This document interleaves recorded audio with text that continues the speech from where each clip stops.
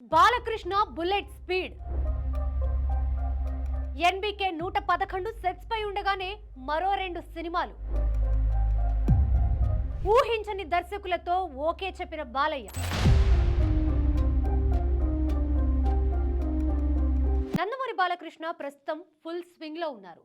వరుస హిట్లతో దూసుకుపోతున్న ఆయన కుర్ర హీరోలకు పోటీనిస్తూ బ్యాక్ టు బ్యాక్ సినిమాలు చేస్తున్నారు. ప్రస్తుతం గోపీచంద్ మలినేని దర్శకత్వంలో ఓ భారీ యాక్షన్ ఎంటర్టైనర్ షూటింగ్ లో బిజీగా ఉన్న బాలయ్య మరో 2 కుర్ర దర్శకులతో సినిమాలు చేయడానికి పచ్చజెండా ఊపినట్లు తెలుస్తోంది. నాంది, ఉగ్రం వంటి సినిమాలతో తనకంటూ ప్రత్యేక గుర్తింపు తెచ్చుకున్న టాలెంటెడ్ డైరెక్టర్ విజయ్ కనకమేడలతో బాలయ్య జతకట్టబోతున్నారనే వార్త ఇప్పుడు ఇండస్ట్రీలో హాట్ టాపిక్ గా మారింది. విజయ్ కనకమేడల చెప్పిన కథ బాలయ్యకు బాగా నచ్చిందని, అందులోని ఇంటెన్సిటీ ఆయనను ఇంప్రెస్ చేసిందని సమాచారం. ప్రముఖ నిర్మాత సుధాకర్ చెరుకురి ఈ చిత్రాన్ని నిర్మించబోతున్నారట.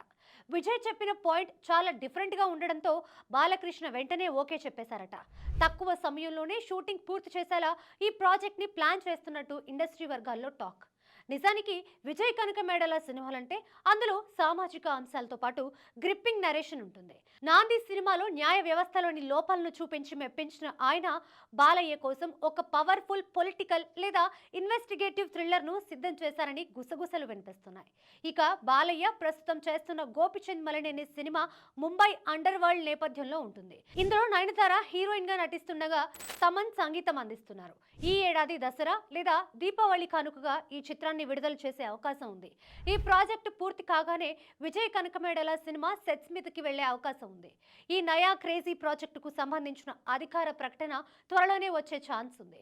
విజయ్ కనకమేడల ప్రాజెక్టుతో పాటు వివేక్ ఆత్రేయ దర్శకత్వంలో కూడా బాలకృష్ణ ఒక సినిమా చేయబోతున్నట్లు సమాచారం. మైత్రి మూవీ మేకర్స్ ఈ సినిమాను నిర్మించవచ్చని టాక్.